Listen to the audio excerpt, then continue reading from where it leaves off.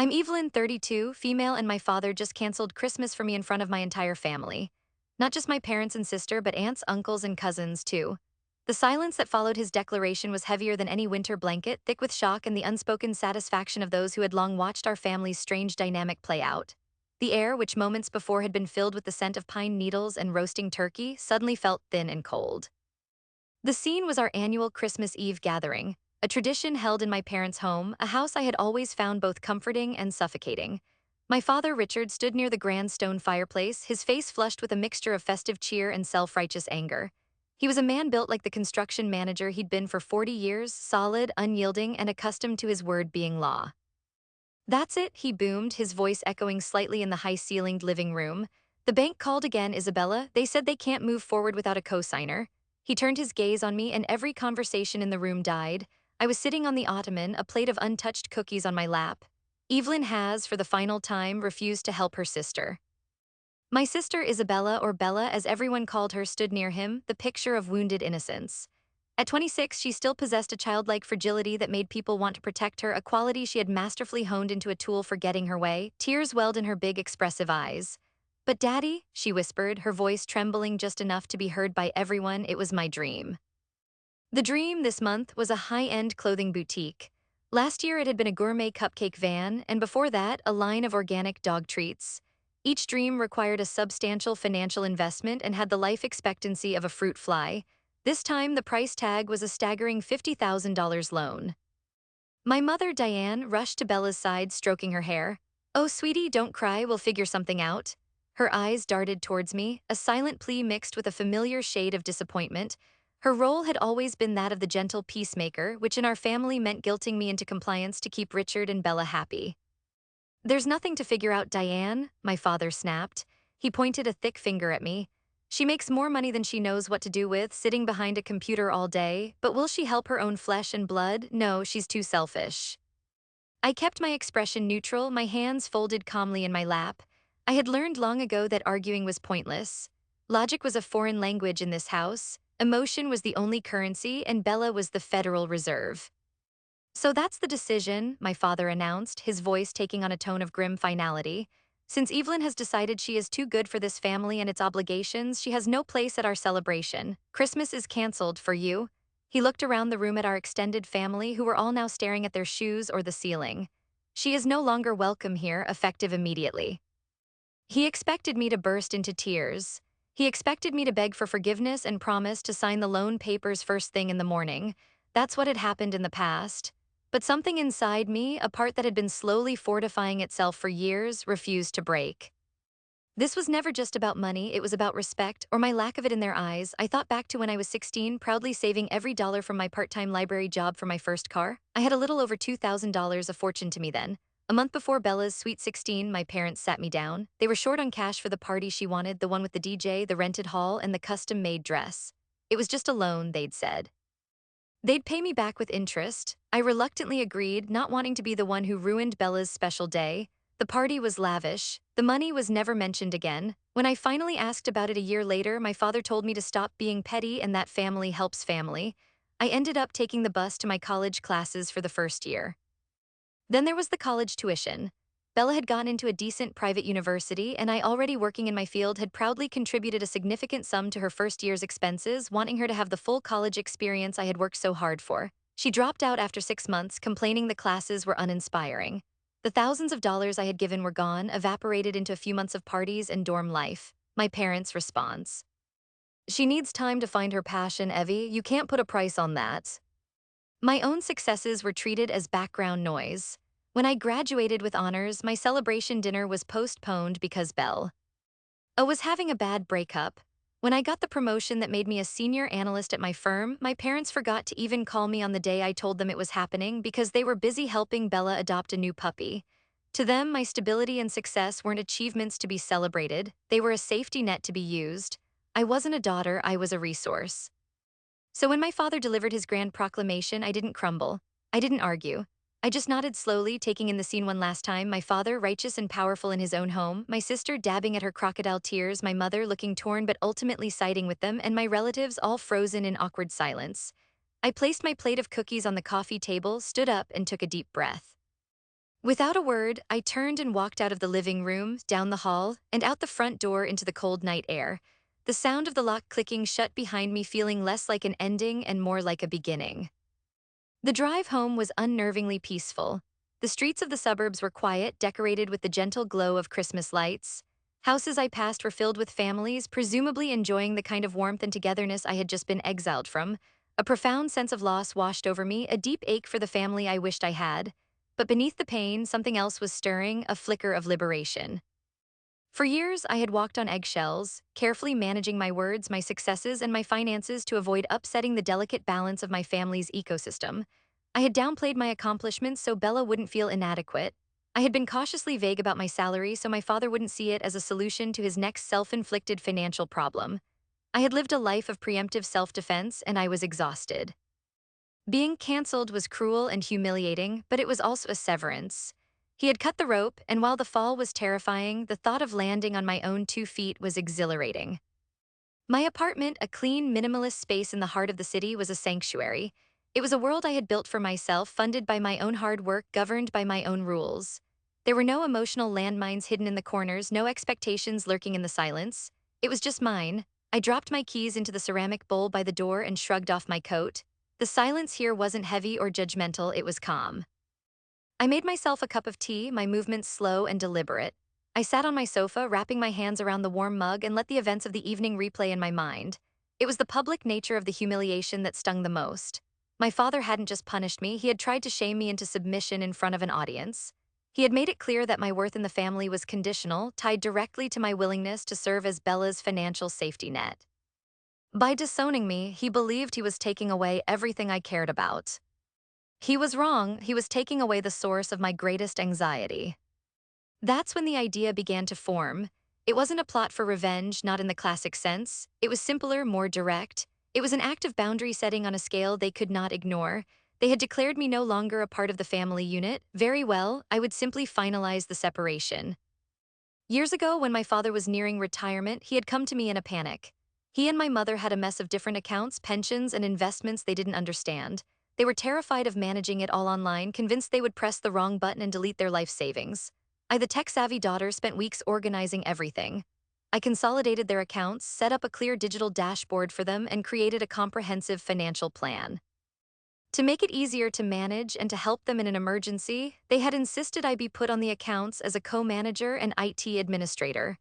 "You're the only one we trust to handle this stuff, Evie," my father had said, clapping me on the shoulder. "You'll be our guardian angel." As a senior IT security analyst for a major bank, I understood financial security better than almost anyone. When I built their system, I built it with layers of protection. One of those was a protocol I designed called the Total Security Lockdown. It was an emergency measure intended for a catastrophic event like a major identity theft attempt, a sophisticated phishing attack, or a lost wallet containing every card. When activated, it would instantly freeze every linked account, card, and line of credit. It would block all digital transactions, ATM withdrawals, and point-of-sale purchases. To lift the lockdown, the primary account holders would have to appear at the bank in person with the registered administrator, me. It was the financial equivalent of a panic room. I took a final sip of my tea. My decision made, they had severed the emotional and familial ties. I would now sever the financial and digital ones. I walked over to my desk and powered on my laptop. I navigated to the secure family financial portal I had built for them, my fingers flying across the keyboard. My credentials gave me legitimate full-access administrative rights. I navigated to the master security panel. My cursor hovered over the button marked Initiate Total Security Lockdown. I felt a moment's hesitation, a final pang of doubt. Was this going too far? Then I heard my father's voice in my head. "Christmas is canceled for you." My jaw tightened. This wasn't an attack, it was a defense. I was simply honoring his declaration. If I was out of the family, then my guardian angel services were out too. I clicked the button. A confirmation window appeared. "Are you sure you wish to initiate a total security lockdown? This will freeze all assets and require in-person multi-party verification to lift." I typed confirm into the box and hit enter. The screen flashed a final message: "Protocol activated, all accounts are now secure."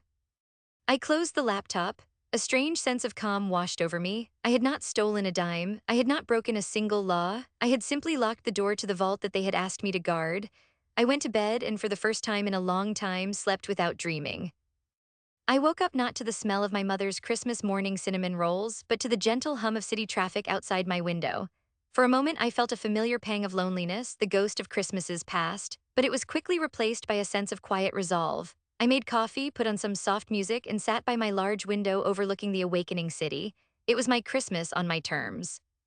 At precisely 8:15 a.m., my phone buzzed. It was my mother. I let it go to voicemail, watching the screen with detached curiosity. A minute later, a text message appeared. Evie, call me, it's urgent.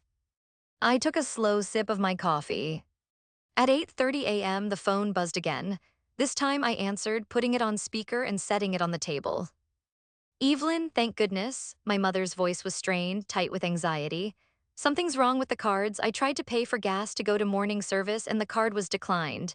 Richard tried his same thing. The ATM at the bank just ate Richard's card. Did you hear about some kind of hack on the news? No, I haven't heard anything, I replied calmly. Well, it must be something like that, she said, her voice frantic. Nothing is working. We can't even log into the bank account online. It just says account frozen. Can you look into it with your computer skills? I'm a bit busy this morning, Mom, I said, my tone even. Busy? It's Christmas morning. What could you possibly be doing that's more important than helping your parents when their life savings are on the line? The guilt had arrived right on schedule. You're right, I said. I'll see what I can do when I have a moment. I ended the call before she could reply. The real storm began around 9:45 a.m. It was a text from Bella. What did you do? I ignored it. Another one followed a minute later. My card was declined at Nordstrom. I was buying my Christmas outfit. You ruined everything, you hate me. And another. Dad is screaming, Mom is crying, this is your fault, I hope you're happy. I archived the messages without replying. The flurry of text was followed by a direct call from Bella. I silenced it, then another and another. Her frantic attempts to reach me felt like validation. For her, the crisis wasn't about her parents' life savings, it was about a dress. It was the perfect encapsulation of why I had refused to co-sign her loan in the first place. Finally, at 10:30 a.m., the call I was expecting came through. It was my father. His name on the screen seemed to carry a weight that the others didn't. I let it ring once, twice, then answered. I said nothing. Evelyn, he barked, dispensing with any pleasantries. His voice was low and menacing. I don't know what game you're playing, but it ends now. This is theft. You've stolen our money. I haven't stolen anything, Dad, I said, my voice as cold as his. All the money is exactly where it's supposed to be, it's just secure. There was a pause on the other end. I could almost hear the gears turning in his head as he tried to process my words. Secure? What are you talking about? We're locked out of everything. Undo it right now. It wasn't a request, it was an order. The same tone he used when I was 10 and had tracked mud into the house. I don't think I will, I said softly. The explosion was instantaneous. You will do as you are told. That is my money. Your mother and I worked our entire lives for that money. You have no right. As the account administrator you appointed, I have every right to protect the accounts from a perceived security threat, I recited, my tone clinical. And given that I was disowned and exiled from the family, I perceived a significant security threat. The line went silent again, but this time it was a heavy, loaded silence. He understood. This wasn't a technical glitch, this was me. You are a spiteful, vindictive child, he finally hissed. You would ruin your family's Christmas over a petty grudge. You canceled my Christmas, remember? I reminded him gently. I'm just respecting your wishes. Since I'm not part of the family, I've removed myself from the family's finances. You can't have it both ways. I could hear my mother crying in the background, and Bella yelling something I couldn't make out. The sounds of the chaos they had created were, I had to admit, a little satisfying. You fix this, he said, his voice dropping to a threatening whisper. You fix this by noon, or you will regret it. I don't respond to threats, Dad, I said, and before he could utter another word, I hung up. I blocked his number, my mother's and Bella's. The rest of my Christmas day was spent in blissful silence. I watched old movies, ate a meal I had cooked for myself, and felt the tight knot of anxiety that had lived in my stomach for years finally begin to unwind. They wanted to show me what life was like without them, but they were about to learn what their life was like without me. The first sign that reality was truly setting in for my family came not from them, but from my aunt, my mother's sister, Martha. She sent me a text message late on Christmas afternoon. Evie, your mother is beside herself. Richard went to the bank, but it was closed. They called the bank's 24/7 fraud line and they were told something very confusing. They said a total security lockdown was placed on the accounts by a registered administrator and that it can only be lifted in person at a branch with all named parties present. They said your name, what on earth is going on? I replied simply, it's a family matter, Aunt Martha, I'm sure they can explain it to you. That was the turning point. Their initial theory of a mysterious external bank error had been shattered. The responsibility was now placed squarely and undeniably at my feet. The problem wasn't a glitch, it was me, and I was the only solution. I spent the day after Christmas tidying my apartment, reading a book, and pointedly ignoring the growing storm. I had set up a filter on my email, sending anything from my family's known addresses directly to a separate folder. Out of morbid curiosity, I checked it that evening. It was a digital timeline of their descent into panic. The morning emails were furious, filled with accusations and threats from my father. He threatened legal action to call the police to tell everyone in the family how I had stolen from them. Bella's emails were a stream of consciousness tirade about how her life was ruined, how her friends were all laughing at her, and how she'd never forgive me. But as the day wore on, the tone began to shift. The anger was slowly being replaced by a creeping, desperate dread. My mother's emails were the most telling. Evelyn, we need to buy groceries. The fridge is empty. Evelyn, I need to pick up my prescription refill. They won't give it to me without payment. Richard tried to use the emergency credit card we keep in the safe, the one we've never used. It was declined too. How is that even possible? I imagined the scene at their house. The festive decorations would now seem mocking. The pile of presents under the tree, many of which were likely now unreturnable, would serve as a reminder of their powerlessness. They were trapped in their beautiful home, surrounded by material wealth they could not access. They had cash, surely, but they were people who lived on credit, on digital transfers, on the seamless flow of money they had always taken for granted. I had not just locked their accounts, I had locked them out of their own lives. The final email of the evening, sent just before midnight, was from my mother. The subject line was just my name, Evelyn. Your father won't admit it, but he's scared. We're both scared. He tried to check his blood pressure tonight and the machine's batteries are dead. We can't even go buy new ones. It feels so silly, but it's terrifying. We don't know what to do. We need you. Please just tell us what you want. We'll do it. Please call me. I closed the laptop. There it was, the shift from demand to plea. The fury had burned itself out, leaving behind the cold ashes of desperation. They were finally beginning to understand that this wasn't a battle of wills they could win by shouting louder. This was a battle of logistics, and I was the one who had built the entire system. Their anger had been based on the assumption of their own power. Now, confronted with their complete vulnerability, they were ready to listen. I felt a quiet sadness for them, for the fact that it had tea. Oh, come to this. A healthy family doesn't hold one another hostage, emotionally or financially. But our family wasn't healthy. It was a broken system, and I had just forced a total system reboot. I decided I would let them stew in that silence for one more night. They needed to fully grasp the new reality before we could even begin to discuss the future. Tomorrow I would contact them. Tomorrow the negotiations would begin. And this time they would be on my terms. The next morning I composed a short, simple text message. I sent it as a group message to my father, my mother, and Bella. I didn't use their old numbers, which I still had blocked, but sent it from my work phone, a number they didn't have. It felt appropriate, keeping this a matter of business. I am willing to discuss the financial situation. My apartment, today at 10 a.m. Come alone, no one else. If you are late, the meeting is off. If you bring anyone else, the meeting is off. The reply came less than a minute later from my mother's phone. We will be there, thank you, Evie. The inclusion of thank you spoke volumes. At precisely 9:58 a.m., my apartment buzzer rang.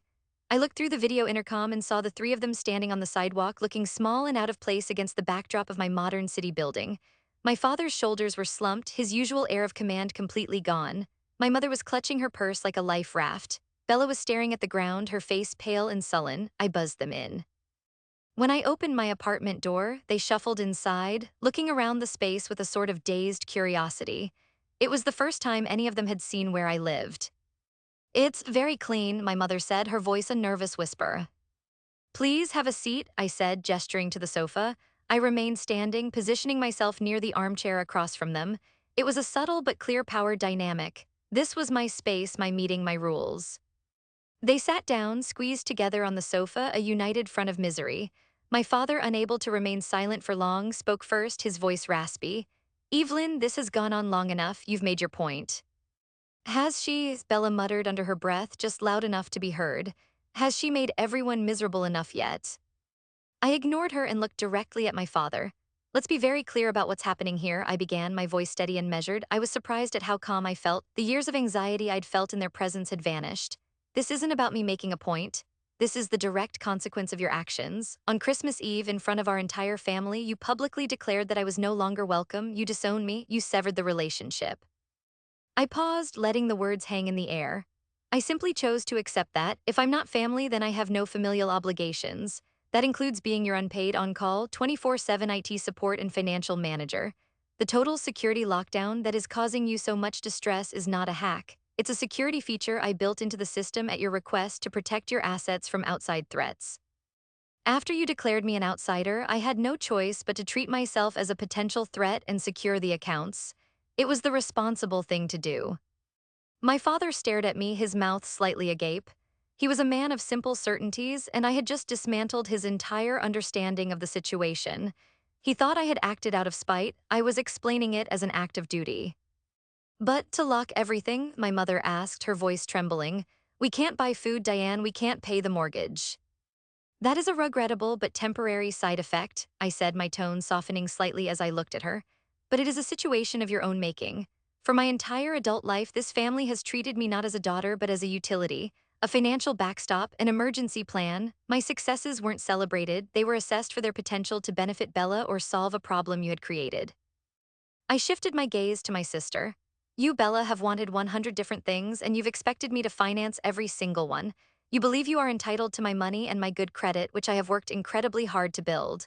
When I refused to risk my entire financial future on your latest whim, a boutique you haven't even written a business plan for, you and Dad decided to humiliate me into submission. Bella just glared at me, her arms crossed defensively. It's just co-signing. If the business was a success, it would have cost you nothing. And if it failed as your other ventures have, it would have cost me everything, I countered. My ability to buy my own home, my savings, my credit score. A risk you were more than happy for me to take, but were unwilling to mitigate yourself by, for example, getting a job and saving some of your own money. Averst. A flicker of anger crossed my father's face. This is not about that, this is about you holding us hostage. No, I said, my voice sharp and clear, cutting through his anger. This is about boundaries, something this family has never had. You didn't just ask for my help. You demanded my future as collateral, and when I said no, you punished me, you cut me off, so I am formalizing the separation you initiated. The question now is not about how I will fix this for you. The question is, what are you going to do to fix the fundamental problem that led us here? They stared at me in stunned silence. They had come here expecting to negotiate the terms of their release.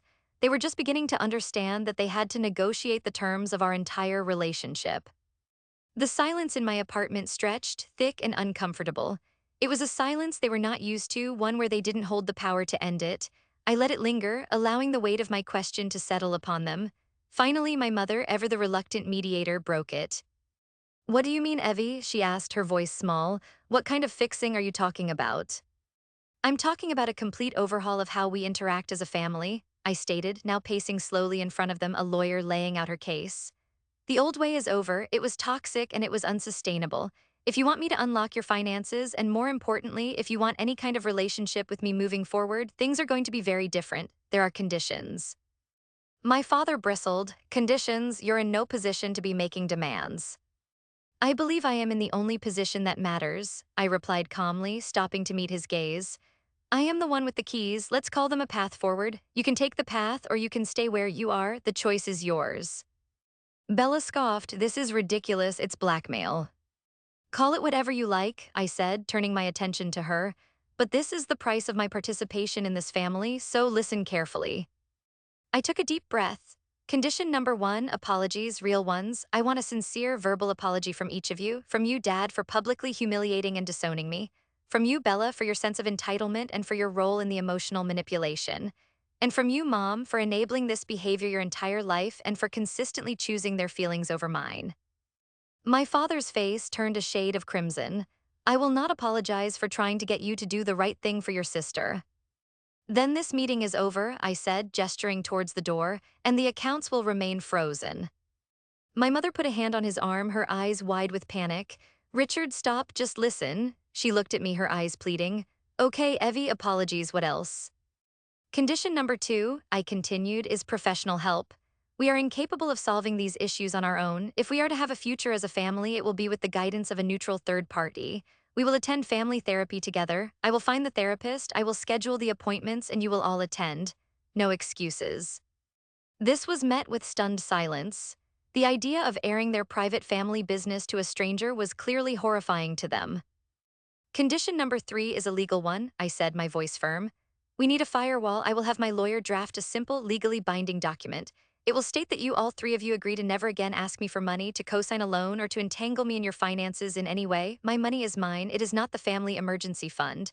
It is not Bella's seed capital. It is mine. You will all sign it. Bella looked aghast. You want us to sign a legal document like we're criminals? I want you to sign a legal document that codifies the boundaries we should have had all along, I corrected her. It's not about punishment, it's about clarity. It protects me and it forces you to become self-sufficient. I saved the last condition for her. And finally, condition number 4, this is for you, Bella. Your dream of a boutique is fine, dreams are great, but they are built on work, not on other people's money. You will get a job, any job, part-time is fine. You will start earning and saving your own money. You will also write a formal business plan, not a one-page fantasy, but a real plan with market analysis, projected costs, and a strategy. If after a year of working and planning, your idea still holds up, you can take that plan and your own savings to a bank and apply for a small business loan on your own merits, like an adult. Bella stared at me as if I had just asked her to climb Mount Everest. A job, but the boutique is my job. No, I said gently but without a trace of pity. The boutique is your idea, a job is where you go to earn money. It's time you learn the difference. I stood back and folded my arms, my presentation complete. The 4 conditions hung in the air, each one a wrecking ball to their old way of life. My father looked furious, Bella looked utterly defeated, and my mother just looked lost. This is insane, Richard finally sputtered, standing up. It's a list of demands from a tyrant. We are your family. You are the ones who turned family into a transaction, I shot back, my own voice rising for the first time. I'm just setting a new price. These are my terms. They are not negotiable. Take them or leave them. I've discovered I'm perfectly fine on my own. The question is, are you? I walked to my front door and opened it. I suggest you go home and discuss it. You have my work number. You can text me your decision. Now I have things to do. They looked at each other, then at me, their faces a mixture of anger, disbelief, and a terrifying, dawning comprehension. Without another word, they walked out of my apartment, a broken and bewildered unit. As the door clicked shut, I leaned against it, my heart pounding. For the first time, I had not just defended my position, I had taken control of the entire board. The 2 days that followed their visit were the quietest of my life. I knew my terms were a shock to their system, and I had no idea which way they would fall. Part of me expected them to double down on their anger, to try and find some legal loophole to fight. Another, smaller part of me hoped they would see it as the lifeline it was. I continued my life, going to work, meeting a friend for dinner, finding a strange comfort in the routine. I was building a life without them, and while it was tinged with sadness, it was also peaceful. The text came on the 3rd evening. It was from my mother again. We agreed to all of it. My breath caught in my throat. I had to read the message 3 times to believe it. It was a simple sentence, but it represented a seismic shift, the unconditional surrender of a lifetime of toxic behavior. The next steps were carried out with a strange, business-like formality. I had my lawyer draft the financial agreement. It was a straightforward 2-page document that outlined the financial boundaries we had discussed. I scheduled a meeting at a neutral location, a small conference room at my lawyer's office. The atmosphere at that meeting was tense and somber. My father avoided eye contact, his face set in stone. Bella was quiet, her usual spark completely extinguished. My mother just looked tired. My lawyer explained the document in clear, simple terms. When he was finished, he laid 3 pens on the table. My mother signed first, her hand trembling slightly. Bella followed, her signature a quick, angry scrawl. My father was the last. He held the pen for a long moment, staring at the paper. I watched him, my heart a strange mix of pity and resolve. This was the ultimate blow to his patriarchal pride. Finally, with a heavy sigh, he signed his name. The deed was done. The next week, I scheduled our first appointment with a highly recommended family therapist. The first session was excruciating. My father sat in silence, radiating anger. Bella cried, talking about how unfair it all was. My mother tried to smooth things over. I simply reiterated the facts that had led us there. It was a mess, but it was a start. True to my word, after that first session and the signing of the agreement, I went with my father to the main branch of their bank. The process of lifting the total security lockdown was as cumbersome as I had designed it to be. It took over an hour, required multiple managers, and my digital and physical sign-off at every stage. As the final confirmation went through, the bank manager smiled at my father. "There you go, Mr. Henderson, everything is back to normal." But nothing was normal. Our family had been shattered and was now being painstakingly reassembled in a new and unfamiliar shape. Months have passed since that winter. The therapy sessions are still difficult, but they are getting better. My father has actually started talking in them, expressing a deep-seated fear of financial insecurity from his own childhood that he had never spoken of before. It doesn't excuse his behavior, but it helps me understand it. Bella, to everyone's astonishment, got a job. She's a barista at a local coffee shop. She complains about it constantly, but she also takes pride in her paycheck, small as it is. She's even started a notebook tentatively titled Boutique Business Plan. It's a long way from a $50,000 loan, but it's a step she's taking on her own. My relationship with my mother is healing the fastest. In therapy, she admitted to a lifetime of feeling trapped between her husband's demands and her children's needs, and how she always took the path of least resistance. We are learning to talk to each other as individuals. The family dynamic is fragile, the old resentments still surface, and the new boundaries are tested, but or the first time there is a foundation of honesty. My father canceling Christmas for me was meant to be the ultimate punishment. Instead, it was the ultimate gift. It forced a crisis that broke a cycle of toxicity that would have otherwise choked the life out of me. It was the catalyst that allowed me to save myself and, in the process, give my family its only chance to truly heal. So, to anyone out there feeling trapped in a family dynamic that demands your sacrifice for their comfort, I have to ask, what is the price of your peace? And are you willing to do what it takes to claim it? Sometimes the most loving thing you can do for your family is to teach them how to live without you so they can finally learn to value you for who you are, not for what you can give them.